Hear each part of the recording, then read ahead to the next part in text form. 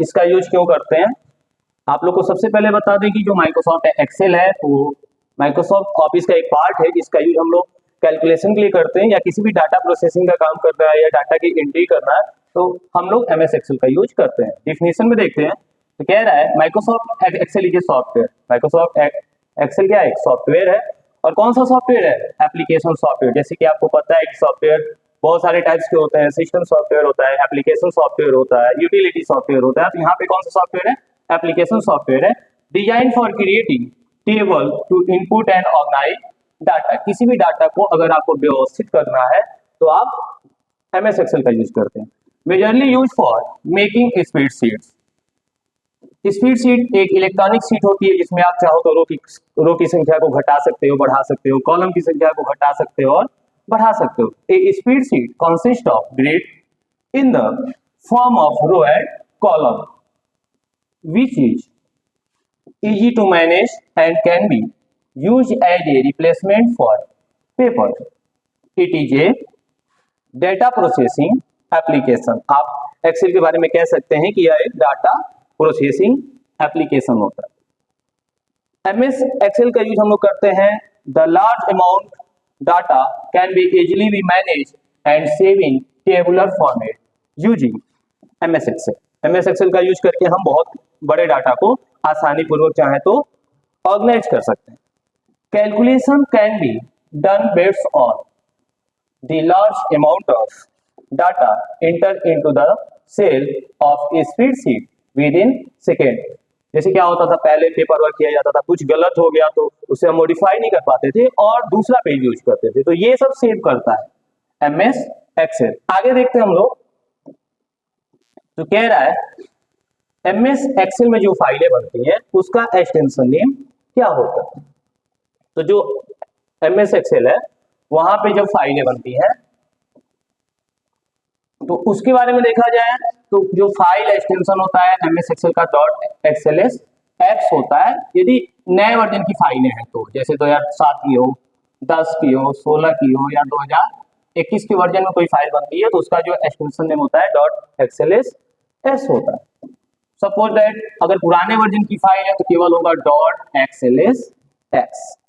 x वहां पे नहीं होता है, वहां पे होता है .xls s। तो ये भी एक इंपॉर्टेंट क्वेश्चन है कि what is the file extension of Microsoft Excel. ये है आपका पूरा का पूरा एमएस एक्सेल का प्रोग्राम विंडो। यहाँ पे हम लोग आगे की क्लास में सीखेंगे कि एमएस एक्सेल के प्रोग्राम विंडो में क्या क्या एलिमेंट पाए जाते हैं। जैसा कि आपको पता है कि एमएस एक्सेल एक पार्ट है एमएस ऑफिस पैकेज का। पिछली क्लास में मैं बता चुका हूं कि माइक्रोसॉफ्ट ऑफिस में कौन कौन से एप्लीकेशन पाए जाते हैं। एमएस एक्सेल के बारे में और देखा जाए तो MS Excel is a part of Microsoft Office suite. Microsoft Corporation ने बनाया, ऑफिस रिलेटेड कार्यों को करने के लिए बनाया और बहुत सारे एप्लीकेशन बनाया। माइक्रोसॉफ्ट वर्ड बनाया अगर आपको डॉक्यूमेंटेशन करना है, कैलकुलेशन करना है तो आपके लिए बनाया एमएस एक्सेल। अगर प्रेजेंटेशन आपको देना है तो फिर आप वहां यूज करते हो एमएस पावरपॉइंट को।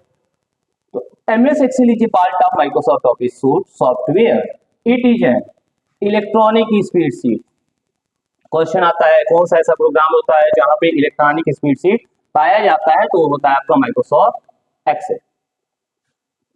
तो कह रहा है it is an electronic spreadsheet with numerous row and column use for organising data, graphically representing data. जैसे आप मैच देखते हो तो बहुत सारे चार्ट बना होता है, पता चल जाता है कि सबसे ज्यादा रन जो है 5वें ओवर में बना हुआ है। अगर छोटा कॉलम बना है तो आप समझ जाते हो कि दूसरे ओवर में सबसे कम रन है, 5वें ओवर में क्या है सबसे ज्यादा रन है। तो ये सब आप क्या कर सकते हो, चार्ट को क्रिएट कर सकते हो किसकी सहायता से?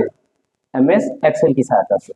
And performing different calculation it consist of 1048,576 रो। मतलब जो एक्सेल की स्प्रेडशीट होती है उसमें रो की संख्या जो पाई जाती है 1048,576 पाई जाती है और 16,384 जो है कॉलम पाए जाते हैं। हम आपको आगे की क्लास में बताएंगे कि जो हॉरिजॉन्टल लाइन होती है उसे हम रो कहते हैं और जो वर्टिकल लाइन होती है उसे हम कॉलम कहते हैं। इसके बाद है cell has an address defined by column name and row number. जैसे कि किसी भी सेल का एक एड्रेस होता है अगर आपका ए कॉलम में है तो ए और फर्स्ट रो में है तो हो जाएगा आपका, इसका जो सेल एड्रेस होगा वो होगा आपका A1। ऐसे ही A1, D2 etcetera. This is also known as a cell reference. इसे आप सेल एड्रेस कहिए या सेल रेफरेंस कहिए।